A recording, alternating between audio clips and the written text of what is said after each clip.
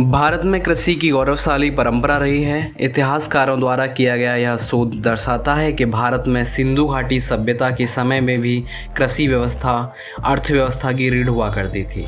वैदिक काल में बीज वपन, कटाई आदि क्रियाएं की जाती थीं। हल, हंसिया, चलनी आदि उपकरणों का चलन था तथा इनके माध्यम से गेहूं, धान, जौ आदि अनेक धान्यों का उत्पादन किया जाता था।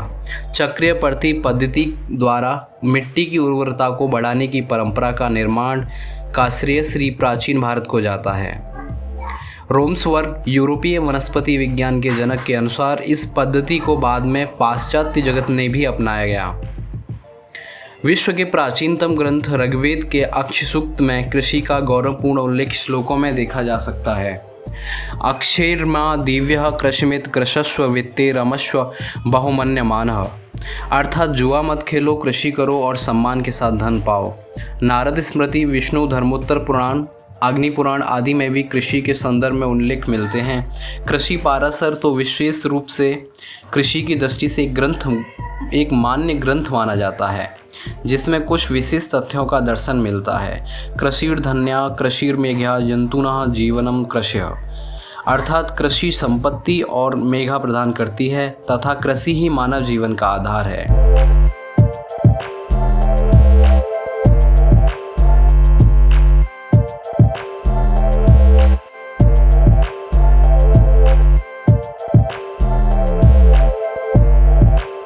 सिंधु नदी घाटी सभ्यता पर शोध के दौरान कांठे के पुरावशों के उत्खनन से इस तथ्य के प्रचुर प्रमाण प्राप्त हुए हैं कि लगभग 5000 पूर्व कृषि अत्यधिक उन्नत अवस्था में थी। यहाँ राजस्व का भुगतान अन्न देकर किया जाता था। यह अनुमान साहित्यकारों और पुरातत्ववेत्ताओं ने मोहनजोदड़ो में उत्खनन से मिले बड़े बड़े कोठारों के आधार पर लगाया है। इसके अतिरिक्त खुदाई में प्राप्त हुए गेहूं और जौ के नमूनों ने उनके उस समय मुख्य फसल के रूप में पाए जाने की पुष्टि हुई है। कौटिल्य के अर्थशास्त्र में मौर्य राजाओं के काल में कृषि उत्पादन आदि को बढ़ावा देने हेतु कृषि अधिकारी की नियुक्ति का वर्णन मिलता है। यूनानी यात्री मेगास्थनीज ने भी लिखा है कि मुख्य नाले और उसकी शाखाओं में जल के समान वितरण को निश्चित करने व नदी और कुएं के निरीक्षण के लिए राजा के द्वारा अधिकारियों की नियुक्ति की जाती थी। भारत की स्वतंत्रता के पूर्व भारतीय कृषि पर सबसे अधिक दुष्प्रभाव पड़ा। भारत की स्वतंत्रता के पूर्व भारतीय कृषि पर सबसे अधिक दुष्प्रभाव पड़ा। इस काल में भारतीय अर्थव्यवस्था शोषित होकर अंग्रेजी स्वार्थवाद का शिकार बनकर रही गई थी और इसका परिणाम सभी क्षेत्रों में देखने को मिला। वस्तुतः यह भारतीय कृषि क्षेत्र के शोषण का समय काल था, जिसके परिणाम स्वरूप कृषि की हालत बदतर होती गई। स्वतंत्र होने के बाद भारत में कृषि में 1960 के दशक के मध्य तक पारंपरिक बीजों का प्रयोग किया जाता था, जिनकी उपज अपेक्षाकृत कम थी। उन्हें सिंचाई की कम आवश्यकता पड़ती थी। किसान उर्वरकों के रूप में गाय के गोबर का उपयोग करते थे। 1960 के बाद उच्च उपज बीज HYV का उपयोग शुरू हुआ। इसके सिंचाई और रासायनिक उर्वरकों और कीटनाशकों का प्रयोग बढ़ गया और कृषि में सिंचाई की अधिक आवश्यकता पड़ने लगी। इसके साथ ही गेहूं और चावल के उत्पादन में काफ़ी वृद्धि हुई, जिसके कारण इसे हरित क्रांति भी कहा जाता है।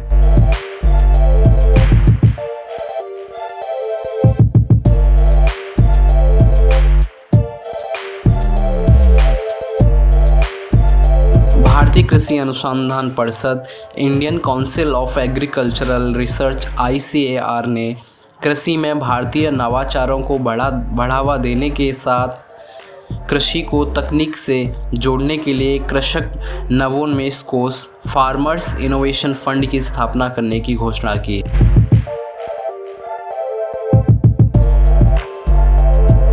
ICAR कृषि अनुसंधान की शिक्षा विभाग, कृषि मंत्रालय भारत सरकार के तहत एक स्वायत्तशासी संस्था है।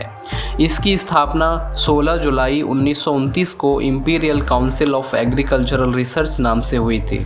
यह परिषद देश में बागवानी, मात्स्यिकी और पशु विज्ञान सहित कृषि के क्षेत्र में समन्वयन, मार्गदर्शन और अनुसंधान प्रबंधन तथा शिक्षा के लिए एक सर्वोच्च निकाय है। भारतीय कृषि अनुसंधान परिषद ने देश में उन्होंने हरित क्रांति लाने तत्पश्चात अपने अनुसंधान और प्रौद्योगिकी विकास से देश के कृषि क्षेत्र के विकास में अग्रणी भूमिका निभाई है।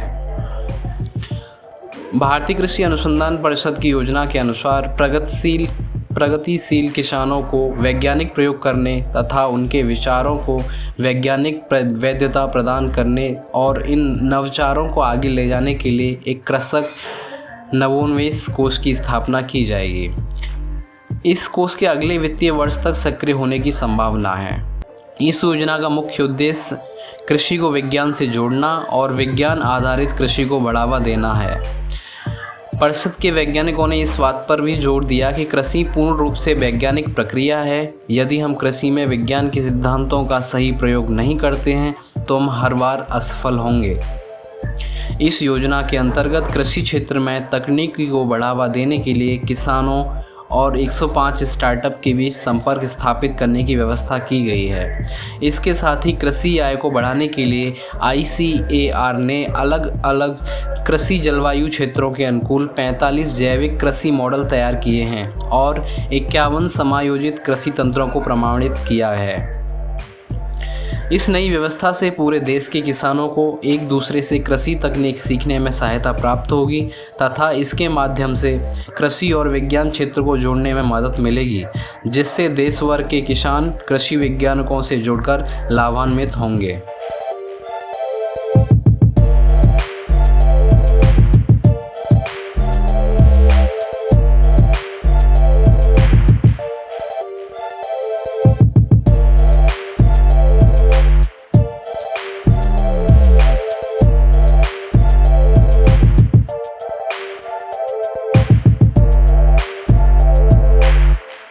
अर्ध शुष्क उष्णकटिबंधीय के लिए अंतर्राष्ट्रीय फसल अनुसंधान संस्थान ICRISAT एक वैश्विक संगठन है जो ग्रामीण विकास के लिए कृषि अनुसंधान करता है। अन्य क्षेत्रीय केंद्रों और अनुसंधान स्टेशनों में नियामी नाइजर, कानो नाइजीरिया, लिलोंग्वे मलावी, अदीस अबाबा इथियोपिया, बुलावायो और बामाको माली, जिम्बाब्वे आदि शामिल हैं। फोर्ड और रॉकफेलर फाउंडेशन के नेतृत्व में संगठनों का एक समूह सन 1972 में इसे बनाने के लिए एक साथ आया।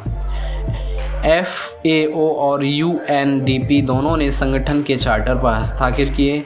इसकी स्थापना के बाद से मेजबान देश भारत ने ICRISAT को भारतीय धरती पर काम करने वाले संयुक्त राष्ट्र संगठन के रूप में अद्वितीय दर्जा प्रदान किया है, जिससे यह विशेष कर छूट और उन्मुक्तियों के लिए पात्र हो गया है। एक पूर्णकालिक महानिदेशक वैश्विक गवर्निंग बोर्ड के सामान्य निर्देशन के तहत काम करते हुए ICRISAT की देखरेख करता है। Doctor Jacqueline D arrows Hughes ने अप्रैल 2020 में महानिदेशक का पद प्राप्त किया, जो प्रभु पिंगली बोर्ड के वर्तमान अध्यक्ष हैं।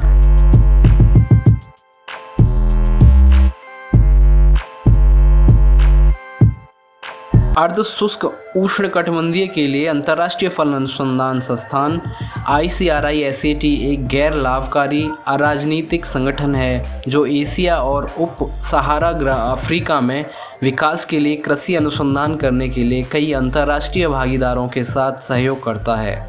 अर्ध शुष्क या शुष्क उष्णकटिबंधीय क्षेत्र जो 55 देशों में 6.5 मिलियन वर्ग किलोमीटर भूमि पर फैला हुआ है, लगभग 2 बिलियन लोगों का घर है, जिसमें 644 मिलियन सबसे गरीब हैं। उन्नत कृषि के माध्यम से ICRISAT और उसके सहयोगी इस वंचित लोगों को भूख, गरीबी, पर्यावरणीय गिरावट को मात देने के लिए आवश्यक उपकरण देते हैं।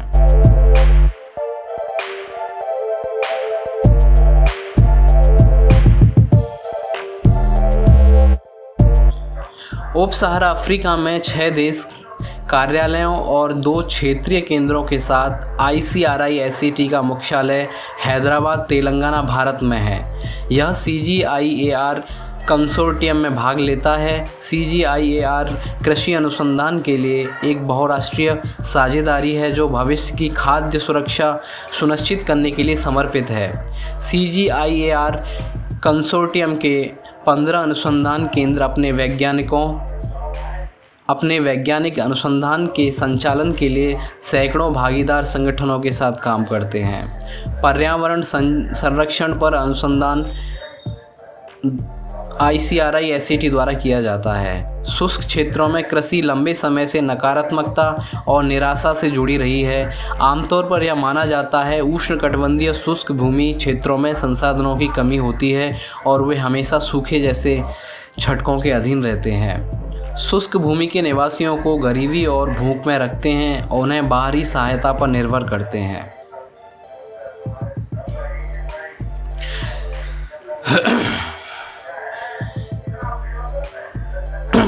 ICRI-SAT द्वारा 6 विकासात्मक परिणामों की पहचान की गई है जो गरीबों को IMOD पर आगे बढ़ने के लिए आवश्यक है, जैसे भोजन की पर्याप्तता, उत्कृष्टता, विविधता, लचीलापन, स्वास्थ्य एवं पोषण, महिला सशक्तिकरण। इस दृष्टिकोण में खाद्य सुरक्षा में उल्लेखनीय सुधार करने और शुष्क उष्णकटिबंधीय क्षेत्रों में गरीबों को कम करने की क्षमता है। छोटी जोत वाले कृषक परिवारों में गरीबी की व्यापकता को आधा करने, भूख और बचपन के कुपोषणों को कम करने और उष्णकटिबंधीय शुष्क भूमि वाली छोटी जोती वाली भूमि के लचीलेपन को बढ़ाने के अपने महत्वाकांक्षी लक्ष्यों को प्राप्त करने के लिए ICRI-SAT को लगता है कि यह कार्रवाई का सबसे अच्छा तरीका है।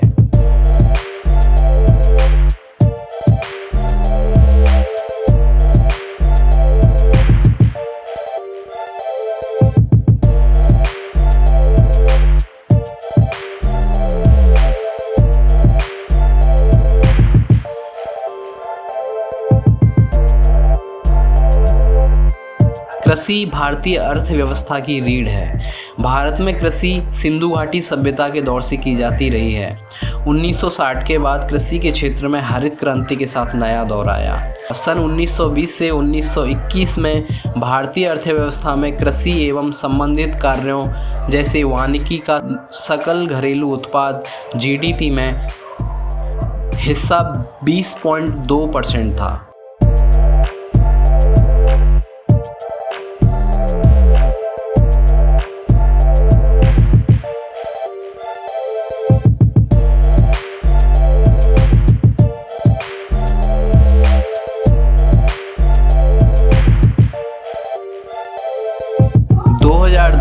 संयुक्त राष्ट्र कृषि तथा खाद्य संगठन ने विश्व कृषि सांख्यिकी के अनुसार भारत के कई ताज़ा फल और सब्जियां, दूध, प्रमुख मसाले आदि को सबसे बड़ा उत्पादक ठहराया गया है। रेशेदार फसलें जैसे जूट, कई स्टेपल जैसे बाजरा और अरंडी के तेल के बीज आदि का भी उत्पादक है। भारत गेहूं और चावल की दुनिया का दूसरा सबसे बड़ा उत्पादक है। भारत दुनिया का दूसरा या तीसरा सबसे बड़ा उत्पादक है कई चीज़ों का, जैसे सूखे फल, वस्त्र, कृषि आधारित कच्चे माल, जड़ें और कंद फसलें, दाल, मछलियाँ, अंडे, नारियल, गन्ना और कई सारी सब्जियाँ। 2010 मई में भारत को दुनिया का 5वां स्थान हासिल हुआ था, जिसके मुताबिक उसने 80% से अधिक कई नकदी फसलों का उत्पादन किया, जैसे कॉफ़ी और कपास आदि। 2011 की रिपोर्ट के अनुसार भारत को दुनिया में 5वें स्थान पर रखा गया, जिसके मुताबिक वह सबसे तेज़ वृद्धि के रूप में पशुधन उत्पादक करता है। 2008 की एक रिपोर्ट में दावा किया गया कि भारत की जनसंख्या चावल और गेहूं का उत्पादन करने की क्षमता से अधिक तेज़ी कर रही है। अन्य सूत्रों से पता चलता है कि भारत अपनी बढ़ती जनसंख्या को आराम से खिला सकता है और साथ ही साथ चावल और गेहूं को निर्यात भी कर सकता है। बस भारत को अपनी बुनियादी सुविधाओं को बढ़ाना होगा, जिससे उत्पादक भी बड़े, जैसे अन्य देश ब्राज़ील और चीन ने किया है। भारत 2011 में लगभग 2 लाख मीट्रिक टन गेहूं और 2.1 करोड़ मीट्रिक टन चावल का निर्यात अफ्रीका, नेपाल, बांग्लादेश और दुनिया भर के अन्य देशों को किया है। जलीय कृषि और पकड़ मत्स्य पालन भारत में तेज़ी से बढ़ते उद्योगों के बीच है। सन 1990 से सन 2010 के बीच भारतीय मछली फसल दुगनी हुई है, जबकि जलीय कृषि फसल 3 गुना बढ़ा है। 2008 में भारत दुनिया का छठा सबसे बड़ा उत्पादक था और समुद्री और मीठे पानी की मत्स्य पालन के क्षेत्र में दूसरा सबसे बड़ा जलीय मछली कृषि का निर्माता था। भारत ने दुनिया के सभी देशों को करीब 6 लाख मीट्रिक टन मछली उत्पादों का निर्यात किया है। भारत ने पिछले 60 वर्षों में कृषि विभाग में कई सफलताएं प्राप्त की हैं। ये लाभ मुख्य रूप से भारत को हरित क्रांति, पावर जनरेशन, बुनियादी सुविधाओं, ज्ञान में सुधार आदि से प्राप्त हुआ है। भारत में फसल पैदावार भी सिर्फ 30 से 60% ही है। अभी भी भारत में कृषि उत्पादकता और कुल उत्पादन लाभ के लिए क्षमता है। विकासशील देशों के सामने भारत अभी पीछे है। इसके अतिरिक्त गरीब, अवसंरचना और असंगठित खुदरा के कारण भारत ने दुनिया में सबसे ज़्यादा खाद्य घाटे से कुछ का अनुभव किया और नुकसान भी भुगतना पड़ा। भारत में सिंचाई का मतलब खेती और कृषि गतिविधियों के प्रयोजन के लिए भारतीय नदियों, तालाबों, कुओं, नहरों और अन्य कृत्रिम परियोजनाओं से पानी की आपूर्ति करना होता है। भारत जैसे देश में 64% खेती करने की भूमि मानसून पर निर्भर होती है। भारत में सिंचाई करने का आर्थिक महत्व है। उत्पादन में अस्थिरता को कम करना, कृषि उत्पादकता की उन्नति करना, मानसून पर निर्भरता को कम करना, खेती के अंतर्गत अधिक भूमि लाना, काम करने के अवसरों का सृजन करना, बिजली और परिवहन की सुविधा को बढ़ाना, बाढ़ और सूखे की रोकथाम को नियंत्रण करना।